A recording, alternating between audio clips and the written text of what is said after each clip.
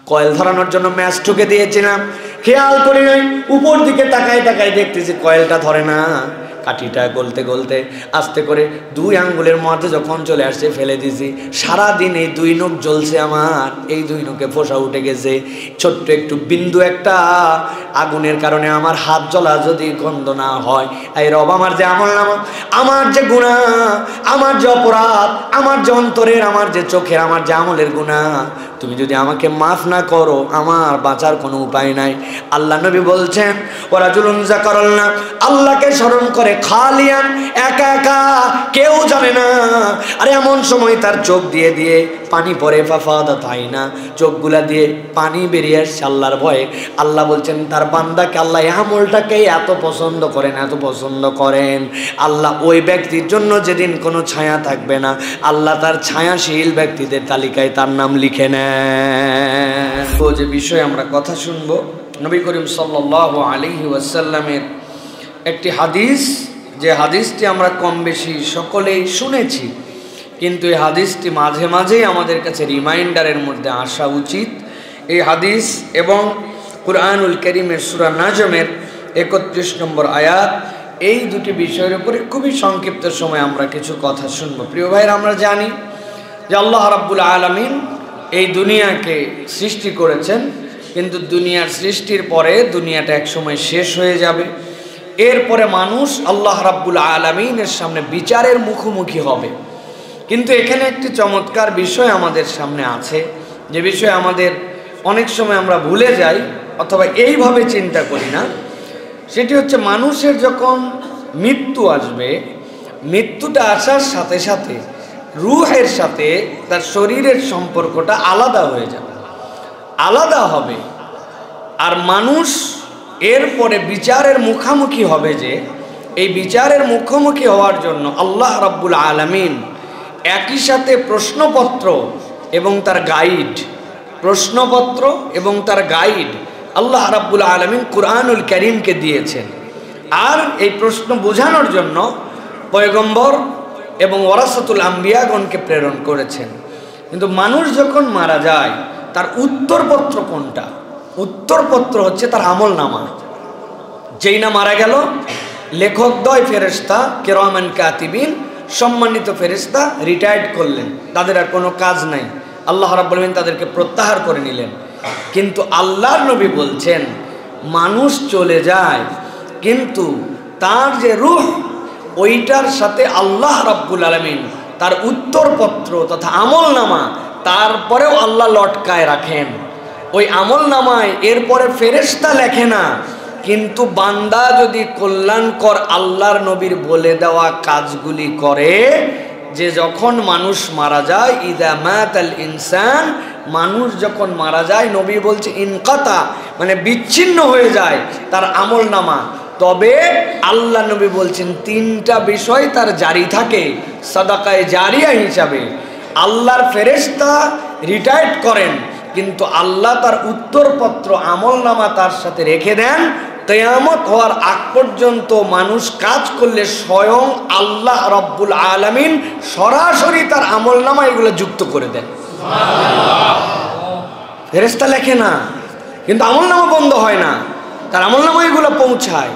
এবং এটা নিয়ে নবী করিম সাল্লাল্লাহু আলাইহি ওয়াসাল্লাম আরো অন্য হাদিসে বলেছেন, একদল লোক জান্নাতে পৌঁছানোর পরে বলবে আল্লাহ, তারা ফেয়ার বলবে আল্লাহ আমি এই আমল করি নাই, আমি এইটা আমার আমলনামা না, কোথাও ভুল হচ্ছে, আল্লাহ তোমার কাছে তো ধোঁকা দেওয়ার কোনো সুযোগ নাই, কিন্তু ফেরেশতারা বা কোনো একটা দিক দিয়ে মনে হয় ভুল হয়েছে। আল্লাহ বলবেন যে ভুল হয় নাই, রব্বুল আলামিনের হিসাবে কোনো ভুল হয় না, আল্লাহ তোমাকে ন্যায্য হিসাবে পৌঁছিয়েছেন।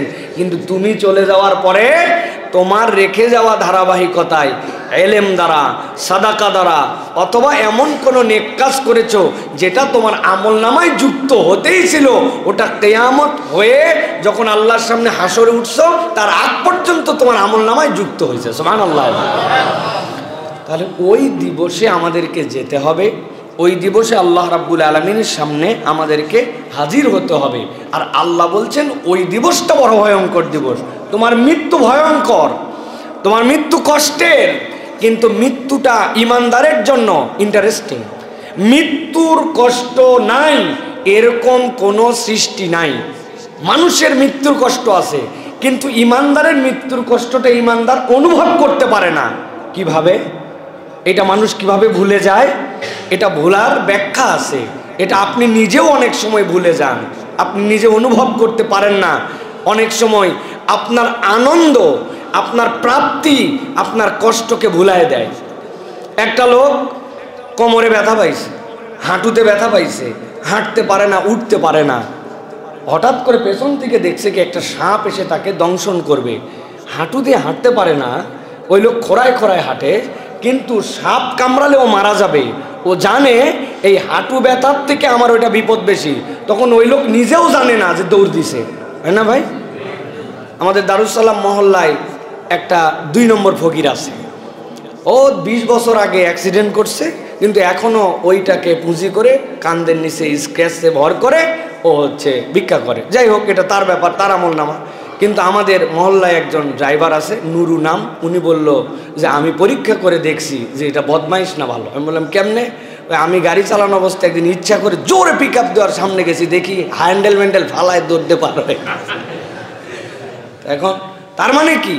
ও বুঝছে যে তার যে কষ্ট, তার থেকে বেশি কষ্ট এটাতে হতে পারে। ঠিক আপনি যদি উপলক্ষটা ওরকম আনন্দদায়ক হয়, আপনি সেটা গ্রহণ করে ফেলতে পারেন। আপনার একটা কষ্ট আপনার হচ্ছে, কিন্তু সামনে আপনার জন্য এমন তৃপ্তির বিষয় আপনার সামনে উপস্থাপিত হয়েছে যে আপনি ওইটা দেখে আপনি ওই কষ্ট স্বীকার করেন। আমার মা বোনেরা কি কষ্ট করে রান্না করে গরমের দিন চুলার সামনে, কিন্তু সে জানে এই সুন্দর রান্নাটা করে আমার মেহমান সামনে আসবে। সে মেহমানকে যদি খুশি করে দেয়, মেহমান ওটা দেখে যদি একবার প্রশংসা করে, সারাদিনের সব কষ্ট ভুলে যায়। তো ইমানদারের কষ্ট হবে, কিন্তু ফেরেশতারা এসে দেখাবে, ইমানদার তোমার তো কষ্ট আছে, কিন্তু এই দেখো তোমার ডেস্টিনেশন কোথায়, তুমি যাবে কোথায়। আল্লাহ কষ্টটাকে দিবেন, যেহেতু আল্লাহর দেওয়া এটা তরিকা, কিন্তু তার জান্নাতের ওই অনয়নাভিরাম সৌন্দর্য প্রাপ্তি দেখে ইমানদারের কাছে ওইটা মনেই হবে না আসলে কষ্ট হয়েছে না হয় নাই, হয়েছে, কিন্তু অনুভব করতে পারবে না। আল্লাহ টেকনিক্যাল ইমানদারকে পার করাই দিবেন। সুবহানাল্লাহ। এত লম্বা ভূমিকা দিলাম কারণ কি? আল্লাহ কোরআনে বলছেন ওয়াতাদাউ কুল্লু যাতি হামলিন হামলাহা ওয়াতারান নাসা সুকারা ওয়া মা হুম বিসুকারা ওয়ালাকিন্না আযাবাল্লাহি শাদীদ। আল্লাহ বলছেন ওই দিন দেখবেন মায়ের পেটের মধ্যে যে বাচ্চা, সে প্রাপ্তবয়স্ক নয়, এখনো তার ডেলিভারির সময় হয় নাই, কিন্তু এমন একটা কঠিন সিচুয়েশন সেই দিন কিয়ামত সংগঠিত হওয়ার সময় হবে। মায়ের পেটের বাচ্চার বয়স যাই হোক না কেন, ওই নিনাদের কারণে ওই ভয়ঙ্কর পরিস্থিতিতে ওই মা তার সন্তানকে প্রসব করে ফেলবে, আতঙ্কে প্রসব করে ফেলবে। আপনি দেখবেন তারা পাগল, মনে হচ্ছে উদ্ভ্রান্ত, এক একজন যেন এক একজনের আচরণ দেখে মনে হবে তাদের মাথা ঠিক নাই। আল্লাহ বলছে মা হুম বিসুকারা, এরা একটাও নেশাগ্রস্ত নয়, কিন্তু ওই দিনের ভয়াবহতা এমন হবে এই মানুষগুলাকে পাগল বানায় ফেলবে। আল্লাহ বলছেন বান্দা মনে করছো এটা খেলার কথা, আল্লাহ বলছেন এটা খেলার কথা নাই, ওয়ালাকিন্না আযাবাল্লাহি শাদীদ। আল্লাহ বলছেন আল্লাহর আযাবটা বড় কঠিন। আল্লাহ বলছেন ওই দিন হবে, ওই দিন আল্লাহর আযাব বড় কঠিন। আল্লাহ রাব্বুল আলামিন সান্ত্বনা দিচ্ছেন। এরপরে সূরা নাজমের 31 এর মধ্যে লিয়াজজিয়াল্লাযীনা আসাউ বিমা আমিলু ওয়ায়াজজিয়াল্লাযীনা আহসানু বিল হুসনা। আল্লাহ বলছেন যে খারাপ করছে তার প্রতিদান সে পাবে, যে ভালো করছে তার প্রতিদান সে পাবে। চোর আসছে, পুলিশ আসছে, দৌড়াবে কে? চোর না ভালো মানুষ? হ্যাঁ, চোরের মন পুলিশ পুলিশ, তো চিন্তা করছে এখন অবশ্য পুলিশের মনই চোর চোর। এটা ঘটনা চেঞ্জ হয়েছে, এখন চোরের মন আর পুলিশ পুলিশ নেই, এখন পুলিশের মনই চোর চোর। বাংলাদেশে পুলিশ এইগুলাই মনে হচ্ছে যেন চোর। প্রত্যেকটা এদের দিকে তাকালে সত্যিকার কথা দিল থেকে এদের প্রতি কোনো সুখ শান্তি অনুভূত হয় না, কারণ এরা বিগত 20টা বছর যে মানুষের সাথে কাজ করছে, পুলিশের প্রতি পাবলিকের আস্থা নাই। এটা আপনি স্বীকার করলেও ঠিক, না করলেও ঠিক। কি হয় আপনাদের কি হয় জানি না, আমার এদের দিকে তাকালে বিরক্ত লাগে। সবাই নয়, আল্লাহ রাব্বুল আমিন এদেরকেও হেদায়েত দান করুক, পরিবর্তিত হওয়ার তৌফিক দান করুক।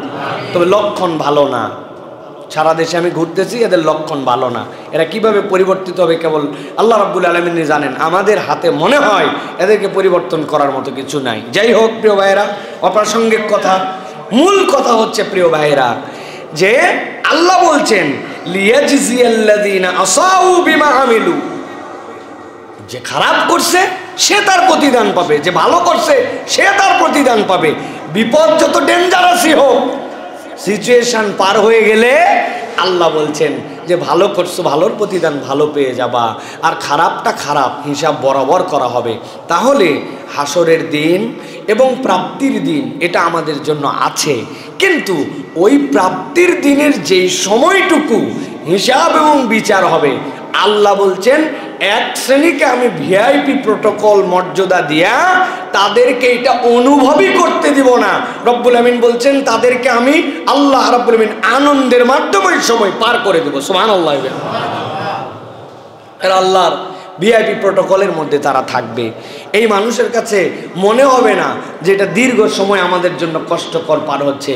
রাসূলুল্লাহ সাল্লাল্লাহু আলাইহি ওয়াসাল্লাম মূলত এইটাকেই 7টা শ্রেণীতে বিভক্ত করেছেন। আজকে আমাদের সংক্ষিপ্ত আলোচ্য বিষয় হচ্ছে সাবআতুন ইউজিল্লুহুমুল্লাহু ফি জিল্লিহি ইয়াওমা লা জিল্লা ইল্লা জিল্লুহু। আল্লাহর ছায়া ছাড়া যেই দিন কোনো ছায়া থাকবে না, ওই দিন আল্লাহ রাব্বুল আলামিন 7 শ্রেণীর মানুষকে তার ছায়া দিবেন। সুবহানাল্লাহ। এখানে ছায়ার ব্যাখ্যাকে বুঝতে হবে। আমাদের ছায়া মানে কি মনে হয় মাথার উপর হেভি রোদ, আমি খালি আরামে আছি, এই ছায়া না। আপনি মাঝে মাঝে দোয়া করেন, আল্লাহ আপনি আমার আব্বার ছায়াকে, আমার ওস্তাদের ছায়াকে আমার মাথার উপরে দীর্ঘ করেন, বলেন না ভাই? তার মানে আপনার আব্বা এত বড় ছাতার সমান যে উনি মাথার উপর থাকবে, আপনি নিচে রোদের থেকে বাঁচবেন, তাই? তা কি বুঝছেন আপনি? এই ছায়া মানে কি? তার তত্ত্বাবধায়ন, তার নার্সিং, তার সামগ্রিক ব্যবস্থাপনা, তার আমার উপরের মুরব্বিয়াত, এইগুলাকে রব্বুল আলামিন দীর্ঘ করো। আল্লাহ আমার আব্বার ছায়াকে আমার মাথার উপর দীর্ঘ করো মানে কি? তার হায়াত দারাজ করো, এই মানুষটার নিয়ন্ত্রণে তত্ত্বাবধানে যেন আমি থাকতে পারি, এটা হচ্ছে মূলত ছায়া। তো আমরা এই জায়গায় সবসময় ছায়া মানে আক্ষরিক ছায়া, উপরে রোদ আমার উপরে ছায়া। ভাই অনেক সময় ছায়া আসলেও পাশ দিয়ে এমন তাপ আসে যে ওই ছায়াও আপনাকে অনেক সময় প্রশান্তি দেয় না, হয় না এরকম ভাই? তার মানে কি? এইটা হচ্ছে আল্লাহ রাব্বুল আলামিনের নিরাপত্তা, আল্লাহ রাব্বুল আলামিনের স্পেশাল অনার, আল্লাহ রাব্বুল আলামিনের স্পেশাল খাতির। আল্লাহ নবী বলছেন 7 শ্রেণীর জন্য বরাদ্দ থাকবে, যেই মানুষগুলো আসর নাসর যা হয় হোক গা, এদের কাছে ওইটা কিচ্ছু মনে হবে না। রব তাদেরকে ভিআইপি প্রোটোকল দিয়া সাময়িক সময়ের পরে জান্নাতে ঢুকাই দিবেন। সুবহানাল্লাহ। আল্লাহ নবী বলছেন তারা কারা, এই 7 শ্রেণীর মানুষ কারা? 1 নম্বরে নবীজি বলছেন ইমামুন আদিল, এমন একজন ইমাম, এমন একজন নেতা, এমন একজন বিচারক যিনি তার সাধ্যে সর্বোচ্চ ন্যায় বিচার করেন। ন্যায় বিচারক, দায়িত্বের জায়গা যখন আসে তিনি ন্যায় বিচার করেন। এটার অর্থ আপনার কাছে স্পষ্ট হতে হবে। ইমামুন আদিল, জজ সাহেব জজশিপ করার সময় ন্যায় বিচার করেন, এটা তার জায়গা। প্রধান বিচারপতি তার জায়গা, প্রধানমন্ত্রী তার জায়গা। আপনিও আপনার বাড়িতে অনেক সময় আদালত করার মতো আপনিও ইমাম হন। আপনি একজন স্বামী, আপনি একজন পিতা, আপনি একজন অফিসের বস, আপনি একজন মাদ্রাসার মুদাররিস, আপনি আপনার ক্লাসের ক্যাপ্টেন। অতএব প্রত্যেকের ইমামতের জায়গা আছে। আপনি আপনার ইমামতের জায়গাতে আদেল কিনা? নবীজির কাছে একজন সাহাবী এসে বলছে, ইয়া রাসূলুল্লাহ, আমার সন্তানের জন্য আমি একটা খাদেম নিযুক্ত করেছি। নবীজি জিজ্ঞাসা করেছেন, তোমার কি আর কোনো সন্তান আছে? বলে, নাম ইয়া রাসূলুল্লাহ। তুমি কি সব সন্তানের জন্য খাদেম দিয়েছো, গোলাম দিয়েছো? না, তাকে আমি মহব্বত করি। বলে, না, তুমি যদি মহব্বত করো সকল সন্তানের জন্য গোলাম দিতে হবে, আর যদি না দিতে পারো এর গোলাম এখান থেকে ছুটাই নাও। তোমার সন্তান একই মায়ের পেট থেকে একই বাপের, তুমি এইটার মধ্যে বেইনসাফ করতে পারবা না। তাহলে প্রত্যেককে তার ইমামতির জায়গায় যদি আদালতের পরাকাষ্ঠায় উত্তীর্ণ হতে পারে, আল্লাহ বলছেন রব্বুল আলামিন ওই ব্যক্তিকে আল্লাহর ছায়ায় ওই দিন রাখবেন। সুবহানাল্লাহ। আপনি পরিবারের বড় সন্তান, আপনাকে ভাই বোনের সম্পদ বন্টনের দায়িত্ব আব্বা দিয়ে গেছে, আপনি হাজি সাহেব, গাজী সাহেব, বিরাট বড় দায়িত্বশীল সাহেব, কিন্তু আপনি আপনার বোনের সম্পদ ঠিকঠাক মতো দেন নাই, তাহলে আপনি কেমনে আদালত করলেন? আপনি তো আদালত করতে পারেন নাই, আপনি আল্লাহ রাব্বুল আলামিনের কাছে তাহলে আদেল হলেন না। কিন্তু সর্বোচ্চ রূপটা কি? সর্বোচ্চ রূপ হচ্ছে যিনি রাষ্ট্রের দায়িত্বে থাকবেন, যিনি বিচারের দায়িত্বে থাকবেন, কাজিউল কুজাত যিনি হবেন, তিনি যেন কখনো প্রভাবিত হয়ে বিচারে যেন 2 নম্বর না করেন। যদিও দুনিয়ার মানুষ প্রকৃতার্থে আদেল হতে পারে না। পারে? কেমনে পারে না? আন্দাজি বলছেন না, আগে বুঝেন কেমনে না। একজন লোক 3 জন মানুষকে ধরেন হত্যা করে ফেলেছে, বিচারক রায় দিয়ে ফাঁসির রায় ঘোষণা করে দিয়েছেন। এখন আমার চাচা, উনার মামা, উনার ভাই, কারণ আমি এই বিচার পাইয়ে লাভ দিয়ে উঠে বলছি আমার চাচা আর আমি নেই বিচার পেয়ে গেছে আলহামদুলিল্লাহ। এখন আমার ভাই আর উনারা বলছে আমার খালু আর আমার মামার কি হলো? উনারা যদি বিচারকের কাছে যে বলে যে বিচারক মহোদয় উনার তো ফাঁসি দিলেন, কিন্তু হুজুর বলতেছে উনার চাচার বিচার পাইছে, কিন্তু আমাদের 2 জনের, বলেন তো দুনিয়ার কোনো বিচারক একবার ফাঁসি হয়ে যাওয়ার পরে আর কোনো দিন তার বিচার করতে পারবে? দ্বিতীয়, তাহলে দুনিয়ায় অনেক ক্ষেত্রেই মানুষ বিচারের দিক দিয়ে অক্ষম। ওই মানুষের বিচার আপনি প্রকাশ পুরোপুরি করতে পারবেন না।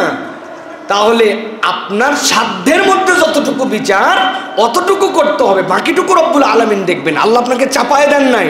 ইনভেস্টিগেশন, পুলিশ রিপোর্ট, নানান দিকের সাক্ষ্য, আপনি যা দেখছেন ওখানে 2 নম্বর করতে পারবেন না। মানে আপনি মাইন্ড সেট করছেন যে হুজুররা যদি আমার আদালতে আসে ওদেরকে জঙ্গি নাটক দিয়ে ফাঁসাবো, আর আপনার আপন আত্মীয় স্বজন দলীয় লোক ও যত বড় রাষ্ট্র চুরি করে ফেলুক তাকে ধরবেন না। এটা কখনো ইনসাফের বিচার হতে পারে না, ঠিক কিনা?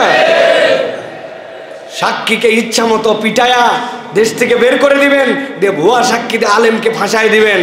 আল্লাহ রাব্বুল আলামিন অপেক্ষা করেন, কিন্তু আল্লাহর বিচারের বাইরে কেউ যেতে পারেন। আল্লাহ দুনিয়াতেও কিছু দেখান, আবার ওই পারেও কিছু দেখান, ঠিক কিনা? রব্বুল আলামিনের কাছে কিন্তু হিসাব বরাবর হয়। আপনি জালেম হিসেবে বুঝেন না, কিন্তু রব্বুল আলামিন জালেমকে ছাড়েন না। বিখ্যাত গল্প মনে নাই আপনাদের? সেই এক লোক অফিসে একটু দেরি করে আসছে, আসার পরে তার বস এমন কটু কথা বলে, ম্যানেজারকে এমন গালাগালি করছে, কিন্তু ম্যানেজার মনের দুঃখে কিচ্ছু বলতে পারে নাই, কেননা বললেই তো চাকরি থাকবে না। ম্যানেজার চিন্তা করছে শোধ দেওয়া লাগবে, এইটা এত বড় কথা বললো আমাকে। উনার নিচে যে আমেল, উনার নিচের যে কর্মচারী, তার একটু ভুল পাই ম্যানেজার ধোলাই দিয়েছে, মুখের কথায় গালাগালি। চিন্তা করছে ম্যানেজার তো এরকম আচরণের লোক না, আজকে এত খারাপ আচরণ করলো আমার সাথে। কিন্তু বেচারি তো তার নিচের পথ, কথা বললেই তো ক্যান্সেল করে দিবে। এখন ও চিন্তা করছে নিচে কাউরে তো এটা শোধ দেওয়া লাগবে। যাওয়ার সময়, বের হওয়ার সময় অফিস থেকে দেখে দারোয়ান দাঁড়ায় থাকার কথা, বসে আছে, আর যাবে কোথায়? উনার ম্যানেজার যা যা শুনাইছিল উনি দারোয়ানকে সেইগুলো সব শুনায়। দারোয়ান চিন্তা করছে এই লোক তো এরকম না, কিন্তু আজকে সামান্য একটু বসার কারণে আমার সাথে সে জুলুম করলো, এত বড় কথা বললো। এবং দারোয়ান তো আর অফিসারকে কথা বলতে পারে না। দারোয়ান চিন্তা করছে এটা কোথাও না কোথাও শোধ দেওয়া লাগবে। ও বাড়িতে যায় ভাত খেতে বসছে, আল্লাহর কি কাজ, তরকারির সাথে একটা কাঁচামরিচ ছিল, খেয়াল করে নাই, মুখে গেছে। গেছে তো গেছে, ঝালে মাথা গরম, আসলে তো দোষ এর, কিন্তু বউরে ডাক দিয়া যা বলা লাগে, কি তরকারি রান্না করছিস তুই, তোর বাপ খারাপ, তোর মা খারাপ, তোর বংশ খারাপ। বউ চিন্তা করছে নিজের ভলে কাঁচামরিচ খায়া আমার ঈর্ষা গালানো গেল, বাপ মা তুলে কথা বললো, এইরকম দুর্ব্যবহার তো কখনো আমার স্বামী করে না। এখন মা তো আর স্বামীর উপরে কিছু বলতে পারে না, বললেই তো বলবে তুই তালাক, তোর বংশ তালাক। আতঙ্কে আর কিছু বলে নাই, কিন্তু বেটা আসছে বাড়িতে একটু দেরি করে, আর যাবে কোথায়? আহা, এইবার মা বলছে তুই খারাপ, তোর বাপ খারাপ, তোর বাপের বংশ খারাপ। এক কথা দুই কথা, হাতের মধ্যে লাঠি ছিল, দুটো লাগাই দিছে, এত দেরি করে আসলি মানে। আসলে কিন্তু সন্তান প্রত্যেক দিনই এরকম আছে, কিন্তু স্বামীর রাগ বেটার উপর ঝাড়ছে। বেটা চিন্তা করছে মাকে তোর গায়ে হাত তোলা যায় না, কি করা যায়? রাগে মাগে বাড়ির থেকে বাড়ায় গেছে, বাড়ায় যায়, সামনে একটা আদলা ইট পাইছে, হাতে তুলছে, যে যারে পাইছি তারে মারছে। আল্লাহর কি কাজ দেখে সামনের রাস্তা দিয়ে একটা কুকুর হেঁটে যায়। কুকুর আবার লেজ ডাউন দিয়ে হেঁটে যাচ্ছে, ওর কোনো নির্বিষ, লেজ নামানো, মাথা নিচু, মানে কুত্তা কারোর সাথে ঝামেলাই নাই, কিন্তু ওর সহ্য হয় নাই। ঢেল তুলে দিছে, কুত্তা বড় বড়, কুত্তার পেট বড় বড়। কুকুর চিন্তা করছে সামনে যারে পাইছি তারে খাইছে, দৌড়াই একটা পাইছে, শার্ট প্যান্ট পরালো, দিছে কামড়, দিছে কামড় দিয়ে অন্যদিন সারে, আজকে আর সারে না। এমন রাগ কুকুরের, লোকজন পিটায় পাটায় সারায়া। এরপরে বলতেছে আপনি কে? বলছে আমাকে চেনেন নাই, ওই যে অফিসের, আমি হচ্ছে বস, মালিক। সকালবেলা যেটা ম্যানেজারের বকা দিয়া শুরু করছে, এটা যদিও রূপক কথা, কিন্তু দুনিয়ার বাস্তবতা হচ্ছে আপনি আপনার সার্কেলে বুঝবেন না, কিন্তু আল্লাহ বলতেছে না, আমি জালেমদের ব্যাপারে গাফেল নই। আল্লাহ রাব্বুল আলামিন দুনিয়াতেও ধরে, ওই পারেও ধরাও যদি তওবা না করে বাকি আছে কি? আল্লাহ রাব্বুল আলামিন আমাদেরকে বোঝার তৌফিক দান করেন প্রিয় ভাই। এই জন্য আমার আদালতের জায়গায় কখনো 2 নম্বরই করা যাবে না। আমার ন্যায় বিচারের জায়গায় আমাকে ক্লিয়ার থাকতে হবে, স্পষ্ট থাকতে হবে। আল্লাহ তাহলে আল্লাহ রাব্বুল আলামিনের ওই দিন যে আল্লাহর ছায়া, ওই ছায়ার আশ্রয় আমাদের ব্যবস্থা করে দিবেন। সুবহানাল্লাহ। 2 নম্বরে নবীজি সাল্লাল্লাহু আলাইহি সাল্লাম বলছেন, ওয়াশাবুন নাশা ফি ইবাদাতিল্লাহি তাআলা, এমন একজন যুবক যেই যুবক তার যৌবন কালটুকুকে অন্যায়ভাবে অযথা খরচ করে নাই। ওই যুবক চাইলে অন্যদিকে যাইতে পারতো, ওই যুবক চাইলে রব্বুল আলামিনের ইবাদত ছাড়া আর অনেক কাজ করতে পারতো, কিন্তু তার যৌবনটাকে সে এত গুরুত্ব দিয়েছিল, ওই সময়টুকুকে আল্লাহ রব্বুল আলামিনের ইবাদতে পার করেছিল। ওই যুবকের যৌবনকালের ইবাদত আল্লাহর দিকে টিকে থাকা, লেগে থাকা। আল্লাহ বলছেন, আল্লাহ নবী আপনি জানান আল্লাহ এত পছন্দ করেন, আল্লাহ ওই যুবককে এই আমলের বিনিময়ে কিয়ামতের ময়দানে আল্লাহর আরশের ছায়ায় রেখে দিবে। 3 নম্বরে নবীজি বলছেন, ওয়ারাজুলুন কলবুহু মুআল্লাকুম বিল মাসাজিদ, এমন এক শ্রেণীর মানুষ দুনিয়াতে আছে যাদের দিলটা সব সময় আল্লাহর ঘরের সাথে লাগানো। ওই মানুষ নামাজের ওয়াক্ত একটা পার করেন, কিন্তু তারপরে আবার মসজিদের সাথে তার দিল থাকে, পরবর্তী ওয়াক্তটা যেন ছুটে না যায়। এই হাদিসের ব্যাখ্যায় মুহাদ্দিসিনে কেরাম অনেক ধরনের ব্যাখ্যা দিয়েছেন। এর 3টা ব্যাখ্যার একটা ব্যাখ্যা হচ্ছে, ওই ব্যক্তি সালাত আদায় করে, সালাত আদায়ের পরে মসজিদ থেকে বের হয়ে যাওয়ার জন্য তাড়াহুড়া করে না। 2 নম্বর ব্যাখ্যা হচ্ছে, সালাত আদায় করে চলে যায় তার প্রয়োজনে, সে অজস্র সময় এখানে থাকে না, কিন্তু তার টার্গেটটা থাকে আবার কখন আজান হবে, আবার কখন আমি মসজিদে আসব। আর 3 নম্বর, আল্লাহর ঘরের খেদমতের সাথে জড়িত থাকে। আল্লাহর ঘর নির্মাণ হোক, আল্লাহর ঘর সুন্দর করে চলুক, আল্লাহর ঘরের পরিচালনা পর্ষদ, আল্লাহর ঘরের দায়িত্বশীল ব্যক্তি যারা থাকে, যদি তারা নিরেট আল্লাহর জন্য এটা করে, যে সালাতের পরে পরবর্তী সালাতের জন্য অপেক্ষা, মসজিদে আসে ধীরে স্থির, বের হয় ধীরে স্থির, আর মসজিদের ম্যানেজমেন্টের সাথে, মসজিদ নির্মাণের সাথে, মসজিদকে বড় করার সাথে, আল্লাহর ঘরের ব্যবস্থাপনার সাথে জড়িত থাকে, এই ব্যক্তির এই কাজটা যদি আল্লাহর সন্তুষ্টির জন্য হয়, আল্লাহ বলছেন আমিও তার প্রতি খুশি হয়ে যেই দিন কোনো ছায়া থাকবে না, আমি আমার ছায়ায় ওই বান্দাকে আশ্রয় দিয়ে দিব। আল্লাহ নবী সাল্লাল্লাহু আলাইহি সাল্লাম বলছেন 4 নম্বরে, এরপরে এক শ্রেণীর মানুষ, যেই মানুষকে আল্লাহ রাব্বুল আলামিন ওই দিন তারা আল্লাহর ছায়ায় তাকে আশ্রিত করবে। ওয়ারাজুলানি তাহাব্বা ফিল্লাহ ইজতামা আলাইহি ওয়া তাফাররাকা আলাইহি, আল্লাহ বলছেন এমন 2টা ব্যক্তি, যেই ব্যক্তিটা পরস্পরকে ভালোবাসে, কিন্তু এই ভালোবাসে আল্লাহ রাব্বুল আলামিনের জন্য, 2 জন একও হয় আল্লাহর জন্য, 2 জন আলাদাও হয়ে যায় রব্বুল আলামিনের জন্য। তাদের এই মহাব্বতের ভিত্তি হচ্ছে আল্লাহ। আল্লাহ রাব্বুল আলামিনকে টার্গেট করে যখন 2 ভাই ভালোবাসে, 2 ভাইয়ের মধ্যে বন্ধন সমৃদ্ধ হয়, আল্লাহ বলছেন ওই ব্যক্তিকেও রব্বুল আলামিন আল্লাহর ছায়ায় আশ্রিত করবেন। সুবহানাল্লাহ। এইটার ব্যাখ্যা দীর্ঘ। আপনাকে প্রথমে আল্লাহ রাব্বুল আলামিনের শত্রু মিত্র জ্ঞান আপনাকে বুঝতে হবে। আল ওয়ালা ওয়াল বারা, আল্লাহ কাকে পছন্দ করেন না, আপনি তাকে পছন্দ করেন না। আল্লাহ রাব্বুল আলামিন যাকে পছন্দ করেন, আপনার ব্যক্তিগত কারণে তাকে পছন্দ না হলেও আল্লাহর জন্য আপনি তাকে ভালোবাসেন। এই সম্পর্ক যদি হয়, আল্লাহ বলছেন এইটা আল্লাহর জন্য ভালোবাসা হবে, দুনিয়ার কোনো স্বার্থের জন্য ভালোবাসা নয়। ওই যে কোন আফ্রিকার জঙ্গলে কোন একটা ইমানদার, ওই যে আমার বাইতুল মুকাদ্দাসের পাশে গাজার পুণ্যভূমিতে আমার কোন ভাইটা যেন কষ্ট পায়, সে যেন খাবার পায় না, সে যেন একটা ফোঁটা পানির জন্য হাহাকার করে, ওই অভিশপ্ত জাতিরা তাদেরকে হত্যার জন্য, তাদের জন্য কষ্ট করে। তার সাথে আমার কোনো সম্পর্ক নাই, কোনোদিন তাদেরকে দেখি নাই, তার বংশধারা আলাদা, আমার বংশধারা আলাদা, কিন্তু তার ইমানের কারণে তার সাথে আমার একটা ভালোবাসা আছে, আমার হৃদয়ের মধ্যে মহব্বত আছে, তার চোখের পানি দেখে আমার চোখের পানি আসে, তার রক্ত দেখে আমার দিলটা পড়ে। আল্লাহ বলছেন এই ভালোবাসাটা দুনিয়ার কোনো স্বার্থে নয়, আল্লাহর জন্য। আপনি যদি দিল থেকে এই ভালোবাসাকে জাগরুক করতে পারেন, আপনার এই ভালোবাসাটাই আল্লাহর কাছে একটা আমল হিসাবে বিবেচিত হবে। আর এইটার কারণে আল্লাহর ছায়ায় আমরা ওই দিন আশ্রিত হব। ইসলামে অনেক বিষয় আছে যেগুলো আপনি মনে করেন না গুরুত্বপূর্ণ।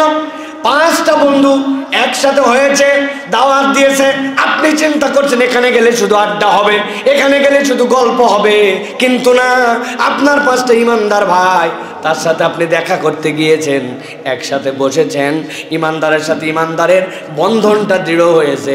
যদিও আপনি দেখতেছেন গল্প হবে, খাওয়া দাওয়া হবে, আড্ডা হবে, কিন্তু আপনার নিয়ত যদি থাকে ও ইমানদার, আমি ও ইমানদার, আল্লাহর জন্য 2 জন সাক্ষাতে যাচ্ছি, গেলে সালাম বিনিময় হবে, কুশলাদি বিনিময় হবে, 2-1টা ভালো কথা আদান প্রদান হবে, তার ফ্যামিলির খবর আমাদের ফ্যামিলির খবর জানাজানি হবে। এইটা এমন কিছু আপনার কাছে মনে হয় না, কিন্তু এইটাও আল্লাহর কাছে ইবাদত হিসাবে বিবেচিত হবে যদি এই ভালোবাসাটুকু আল্লাহর জন্য হয়ে থাকে। আল্লাহ বলছেন এটাকে ছোট ভেবো না, এই ভালোবাসাটা স্বয়ং একটা আমল। এই আমলের কারণে যেদিন কোনো ছায়া থাকবে না আল্লাহর ছায়া ছাড়া, আল্লাহ তোমাকে তার ছায়ায় আশ্রয় দিয়ে দিবেন। সুবহানাল্লাহ। তাহলে ভালোবাসা আল্লাহর জন্য। আবার একজনের সাথে আমার শত্রুতা, তাকে আমি পছন্দ করি না, দূরে সরাই দিছি, কি কারণে?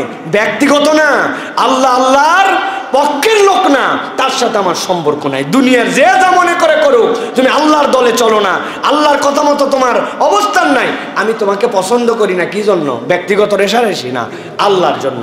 এই সম্পর্ক যদি আমি বুঝি, আল্লাহ বলছেন এই সম্পর্কটাই আমাকে আল্লাহর ছায়ায় নিয়ে যাবে। সুবহানাল্লাহ। আপনি বোঝেন দুনিয়াতে আমলের অনেকগুলো ধরন আছে, এর মধ্যে একটা ধরনের আমল অদ্ভুত, আপনার অন্তরের নিয়ত স্বয়ং আমল হবে। আল্লাহু আকবার।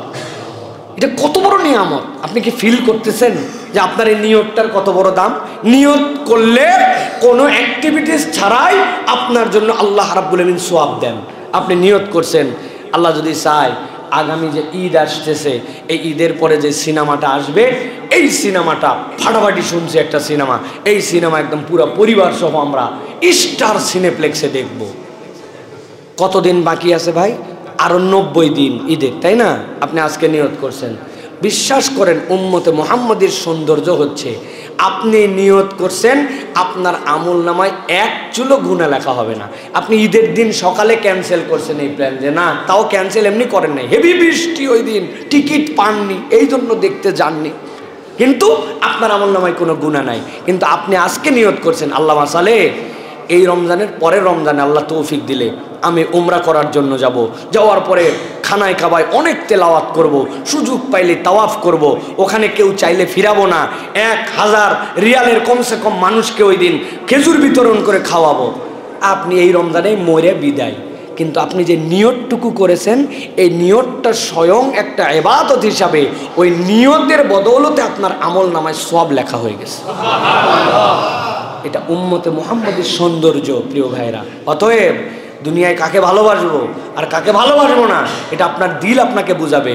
আপনি দলের টানে ভালোবাসেন আর আপনার দল না করার জন্য আপনি ভালোবাসেন না, আপনার থেকে বড় মুনাফিক আল্লাহর দুনিয়ায় আর একটাও নাই।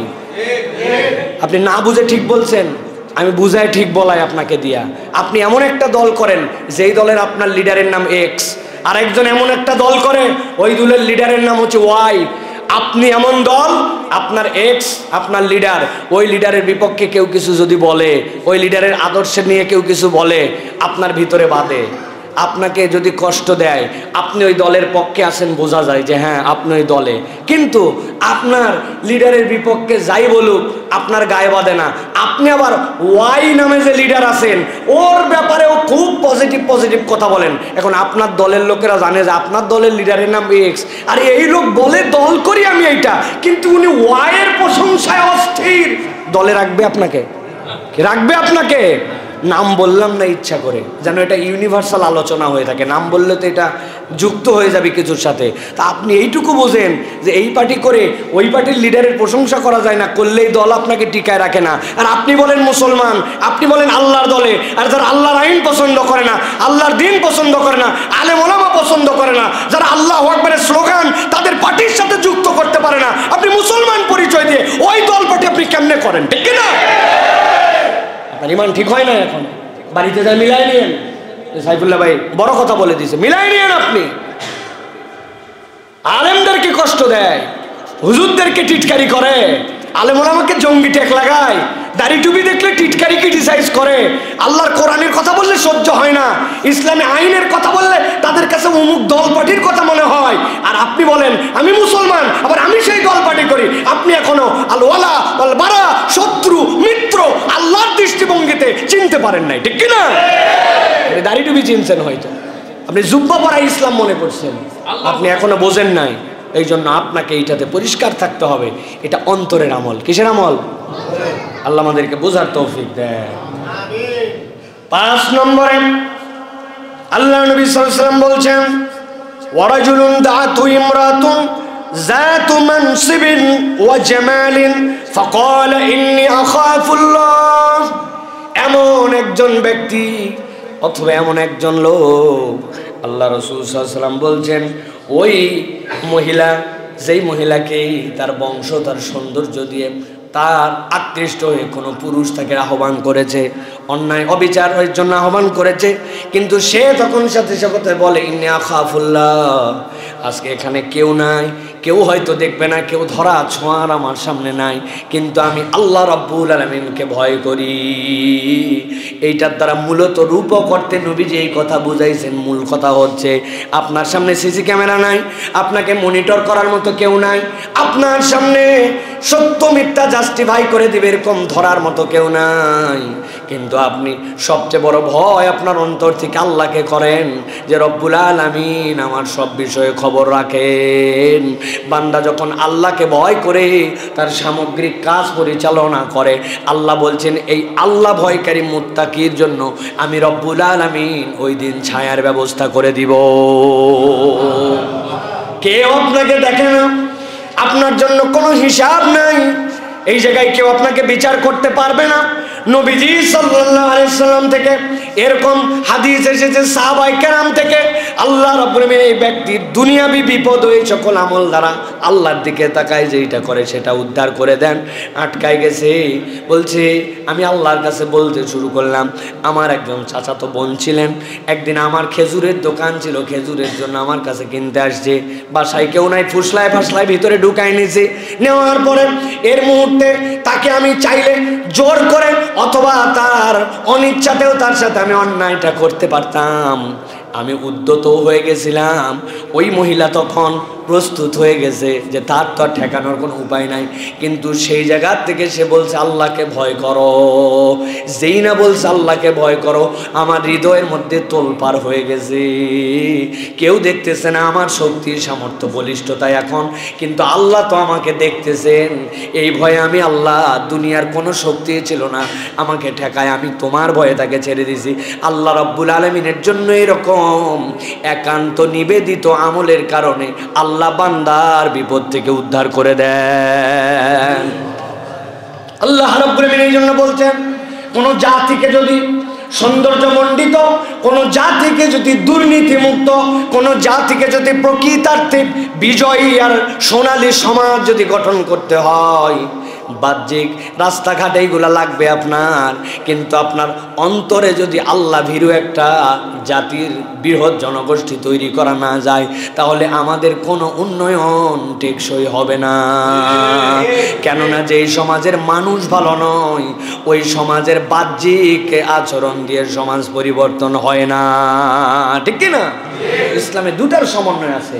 আপনাকে ব্যক্তিগত উন্নতির জন্য ইসলাম বলে তাজকিয়ায়ে নফস লাগে, সাথে সাথে ইসলামের আইনের সুচারু প্রয়োগ লাগে। আইনেরও ভয় আছে, আল্লাহ রাব্বুল আলামিনের দেওয়া আপনার তাজকিয়াও আছে। দুটার সমন্বয়ে সোনালী সমাজ হয়। আইনের ব্যবহার না থাকলে তো হতো না। আপনি খালি তাজকিয়ায়ে নফসওয়ালা মানুষ হলে আল্লাহ রাব্বুল আলামিন পেনাল করতে ইসলামে দিতেন না। চোরের বিধান, অশ্লীলতার বিধান, জেনা ব্যভিচারের বিধান, দুর্নীতির বিধান, পণ্যে ভেজাল দেওয়ার বিধান, এগুলো সব তো রব্বুল আলামিন আপনার আমার জন্য দিয়েছেন। এবং এটা এরকম নয় যে এটা কেবলমাত্র বলে গেছেন। ইসলাম তার খেলাফত, ইসলাম দুনিয়াতে প্রতিষ্ঠিত করে বাস্তবিক পক্ষে দেখিয়ে দিয়ে গিয়েছে যে জাহেলি সমাজকে গোল্ডেন যুগ হিসাবে কিভাবে রূপান্তর করা যায়। সবচেয়ে নিকৃষ্টতাকে সবচেয়ে উন্নত করেছেন। ওটা খারাপের দিকেও শেষ, আবার ভালোর দিকেও টপ। সুতরাং আল্লাহ রাব্বুল আলামিন এই নিয়ামতটা আমাদেরকে দিতে চান। কিভাবে দিতে চান? আল্লাহ বলছেন এটা দিবেন যদি জনগোষ্ঠী তাদের মধ্যে তাজকিয়ায়ে নফস যেটা আল্লাহ ভীরু হয়। আর ব্যক্তি পর্যায়ে কোনো ব্যক্তি যদি আমল করে, আল্লাহ বলছেন তার জন্য কমসে কম রিওয়ার্ড হচ্ছে যেদিন কোনো ছায়া থাকবে না, আমি আল্লাহ আমার ছায়ায় তোমাকে আশ্রয় দিয়ে দেবো। সুবহানাল্লাহ। সুতরাং রাষ্ট্রে ইসলাম হয় নাই, অথবা আমি ব্যক্তি ইসলাম দিয়ে কি করব, এরকম ভাবার কোনো কারণ নাই। আমি আল্লাহকে ভয় করে আমার কাজটুকু করি, এইটুকু যদি আমার মধ্যে ফিলিংসের মধ্যে আসে, তাহলে তো রব্বুল আলামিন আমার জন্য অন্তত ছায়ার ব্যবস্থা করবেন। আমার জন্য তো রব্বুল আলামিন আমাকে তো বাঁচাই দিবেন। আমার হাতে যতটুকু অপশান আছে সে থেকে আমি কেমনে 2 নম্বর করি। এই জন্য আমি অনেক সময় তালেব ইলমদেরকে পড়াই যখন, তখন এই কথা বলি, ভাই এই জায়গাতেও আমাদের ইনসাফ করার জায়গা আছে। বাপ মা টাকা দিয়ে পাঠাইছে আপনাকে পড়ার জন্য, আমি গাইড টাইড পরে মোটামুটি পাস করে গেলাম, মুমতাজ হয়ে গেলাম, মুমতাজ জিদ্দান পেয়ে গেলাম, মনে করলাম আমি অ্যাচিভ করছি। না, আপনাকে যেই টার্গেটের জন্য প্রেরণ করা হয়েছে, ইলম তলব করার জন্য, আপনি ইনসাফের সাথে আল্লাহকে ভয় করে ওইটুকু তলব করেন কিনা? আপনি আপনার সময় কিভাবে মেনটেন করেন? 24 ঘন্টার আপনার শিডিউল কি? আপনি কি কাজ করে আপনার 24 ঘন্টা পার করেন? আপনার রুটিন কি? আমার কোনো রুটিন প্ল্যানিং নাই, আমার কিচ্ছু নাই। ক্লাস করলাম যতটুকু মন চাই করলাম, পড়লাম যতটুকু শিখলাম, তাকরার করলাম কি করলাম না, আমার মতো হয়ে গেছে মনে করলাম। না, আপনার একাডেমিক বই কেবল আপনার জ্ঞান নেই, এটা তো আপনার জন্য একটা তাফাক্কুর ওয়া তাদাব্বুর, আপনার জন্য জাস্ট একটা দরজা খুলে দেওয়া হলো। ভিতর থেকে আপনি এখন বিন্যস্ত জ্ঞান অর্জন করবেন। এর জন্য আমাদের কি লাগবে, এর জন্য আমি কেমনে আগাবো, এটার যদি ফিকির না থাকে তাহলে কিন্তু এটা আল্লাহ ভীরু পড়া হলো না, এটা বাপ মাকে বুঝ দেওয়া পড়ালেখা হলো। সুতরাং এই বাপ মাকে বুঝ দেওয়া ইলম তলব করলেও কিন্তু আল্লাহ রাব্বুল আলামিনের কাছে আমরা পার পাবো না। প্রত্যেকের জায়গা থেকে আমাদেরকে এই জন্য সচেতন হতে হবে প্রিয় ভাইরা। তাহলে আমরা কাকে ভয় করে চলবো? আল্লাহ রাব্বুল আলামিনকে। এরপরে 6 নম্বরে নবীজি বলছেন, ওয়ারাজুলুন তাসাদ্দাকা বিসাদাকাতিন ফাআখফাহা হাত্তা লা তা'লামা শিমালুহু মা তুনফিকু ইয়ামিনুহু। নবীজি বলছেন অদ্ভুত একটা লোক, যেই লোকটা আল্লাহ রাব্বুল আলামিনের জন্য সাদাকা করে। কেমন সাদাকা? এমন সাদাকা করে যে সে ডান হাতে সাদাকা করে, তার বাম হাত জানতেই পায় না যে তার দানটা আল্লাহর জন্য হয়ে গেছে। সুবহানাল্লাহ। তার মানে এমন কতগুলো আল্লাহর জন্য দান থাকবে আমাদের, এমন কতগুলো আল্লাহর জন্য নিবেদন থাকবে আমাদের, দুনিয়ার কেউ জানবে না, এটা গোপন। প্রকাশ্যও থাকবে, কিন্তু আমার আল্লাহর সাথে এরকম কোনোগুলো দান আমার সাথে থাকবে। প্রিয় ভাইরা, এই দান মানে কেবল টাকা পয়সা অর্থ করি এরকম নয়, এই দানের অনেক লেয়ার আছে। আমরা দানটা অনেক সময় কেবলমাত্র টাকা পয়সার সাথে ইনক্লুড করে ফেলেছি। আমরা মনে করি টাকা পয়সাটুকুই দান। আমি আপনাদের কাছে একটা দানের গল্প করি, হ্যাঁ, এটা আপনারা খেয়াল রাখবেন প্রিয় ভাইরা। এক মিসকিন একজন লোকের কাছে যে বলছে আমাকে কিছু সাহায্য করেন। বেচারি অনেক ধনী মানুষ, অনেক ধনী, এবং মানুষকে দেয় প্রচুর। পকেটে হাত দিছে, লা ইলাহা ইল্লাল্লাহ, আমার পকেটে তো মানি ব্যাগ নাই। ওহ, তাহলে বাম পকেটে থাকতে হবে, বাম পকেটে নাই। অনেক সময় খুচরা টাকা তো এই পকেটে, কোনো পকেটেই কোনো টাকা পয়সা কিচ্ছু নাই। বেচারি বেরিয়ে আসছে, মানি ব্যাগটা নিবে সব ছেড়ে। এখন ওই ছেলে এসে বলছে দেন না ভাই কিছু দেন। সে জানে সে কিছু দেয়, কিরকম বিব্রত, সে সত্যি দিল থেকে দেয়, কিন্তু আজকে তার কাছে টাকা আছে কিন্তু মানি ব্যাগ নাই, টাকা নাই, নিয়ে বের হয় নাই। সে লজ্জায় পড়ে ওই ছেলের মাথায় হাত দিছে, দিয়ে বলছে বাপরে, আমি তো তোকে দিতেই চাইছিলাম, কিন্তু বাবারে আমি পকেটে একদম টাকা আনতে ভুলে গেছি, দেখ এই পকেটে নাই, এই পকেটে নাই। কাঁধে হাত দিয়ে পিঠে আদর করে বলছে, এরপরে একদিন চেয়ে দেখিস বাবা, আমি কিন্তু দিয়ে দেবো। বাবারে মন খারাপ করিস না, তুই তো বড় প্রত্যাশা করে আমার কাছে আসছিলি, ঠিক আছে যা বাবা, আরেকদিন দেবো ইনশাল্লাহ। এই কথা শুনে ওই মিসকিন দোয়া করতেছে, আল্লাহ আপনাকে বারবার মানি ব্যাগ সারা বের হওয়ার তৌফিক দেখ। এই কথা শুনে ওনার মন আরো খারাপ হয়ে গেছে যে বাবারে আমি তো সত্যি কথা বলছি, তুই আমারে এত লজ্জা দিলি যে আমি একদিন দিতে পারি না, তুই দোয়া করছিস আমার জন্য আল্লাহ তোমার বেশি বারবার মানি ব্যাগ সারা বের হওয়ার তৌফিক দেখ। এটা বললি কেন বাপ? বলতেছে এটা আপনাকে মজা করে বলি নাই, এটা বলার কারণ আমরা টাকা চাই, টাকা দেয় মানুষ, অনেক সময় রূঢ়ভাবে দেয়, ধর নে এরকম করে দেয়, কিন্তু আমরা গরিবরা আপনাদের একটু স্নেহও চাই, একটু দিল চাই যে কেউ আমাদের সাথে একটু সুন্দর করে মায়া করে আদর দিয়ে কথা বলুক। কেউ আমাদের সাথে সুন্দর করে গায়ে মাথায় হাত বুলায় কথা বলে না। আজকে আপনার মানি ব্যাগ থাকলে হয়তো আমাকে 10, 20, 50, 100 টাকা দিতেন, কিন্তু আজকে মানি ব্যাগ না থাকার কারণে আপনি আমাকে যে আদর করলেন, যে ভালোবাসা দিলেন, যে নরম করে কথা বললেন, আমার দিলটা জুড়ায় গেছে। এই জন্য বলছে আপনার মানি ব্যাগ যদি থাকে আপনি তো টাকা দিয়ে বিদায় করে দিবেন, এই ভালোবাসাটা আমাকে কে দিবে? এই ভালোবাসাটা অনেক বড় দান ভাই, এটা আমার কথা নয়। নবী করিম সাল্লাল্লাহু আলাইহি সাল্লাম বলেছেন যে তোমরা মানুষের সাথে দয়াদ্র আমল করো, মানুষের সাথে দয়াদ্র ব্যবহার করো। নবীজি বলছেন আহাব্বুন নাস ইলাল্লাহি আনফাউহুম লিন-নাস, মানুষের মধ্যে যে মানুষের কল্যাণ করে সে সবচেয়ে আল্লাহর কাছে প্রিয় মানুষ। নবীজি এরপরে বলছেন মানুষের কল্যাণের একটা দিক কি জানো? নবীজি বলছেন ওয়াহাব্বুল আমালি ইলাল্লাহি সুরুরিন তুদখিলুহু আলা মুসলিমিন, কোনো ব্যক্তির অন্তরের মধ্যে শান্তি ঢুকায় দেওয়া, অন্তরের মধ্যে খুশি ঢুকায় দেওয়া, এটাও আল্লাহর কাছে একটা প্রিয় আমল হিসেবে বিবেচিত হয়। সুবহানাল্লাহ। ওয়া আম্মা সাইলা ফালা তানহার, সব সময় তো আমি দিতে পারি না, টাকা পয়সা অর্থবিত্ত, কিন্তু কথারও দান আসে না ভাই, যে ভাই দিতে পারলাম না, তুমি অন্য কোথাও থেকে পাও। ওরা এটাও আমাদের কাছে ডিমান্ড করে। আমাদের অন্তরগুলো এমন কর্কশ, এমন রূঢ় যে আমরা মানুষের কাছে এই ভালোবাসার দানটুকুও দিতে পারি না। এই ভালোবাসার দানটুকু আল্লাহ রাব্বুল আলামিন পছন্দ করেন। এই জন্য আল্লাহ নবী বলছেন এক শ্রেণীর লোক যারা এমনভাবে দান করে, কেমনভাবে দান করে? নবীজি বলছেন ফাআখফাহা হাত্তা তা'লামা শিমালুহু মা তুনফিকু ইয়ামিনুহু, আল্লাহ নবী বলছেন তার দান করে বাম জানতে পায় না। মানে কি?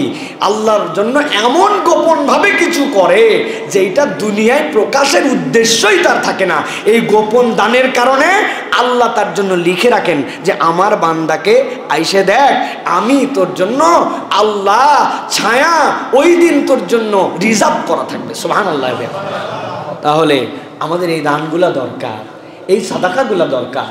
একটা সুন্দর করে কথা বলা, একটা কল্যাণের কাজে যাওয়া, কিছু দান থাকবে ব্যক্তিগত, কেউ জানবে না আমার এই দান, আমি একটা দান ভালো কাজ করছি, এটা বউরেও বলবো না, এটা গোপন, আল্লাহ খালি তোমার সন্তুষ্টির জন্য করে ফেলছে। আমি আমার কাছে এই টাকা ছিল, এই অবস্থা ছিল, এই পরিবেশ ছিল, কিন্তু আমি আল্লাহ তোমার জন্য এটা করছি। আল্লাহর জন্য এরকম কিছু বুদ্ধি খাটায়া গোপন কাজ এরকম করতে হবে।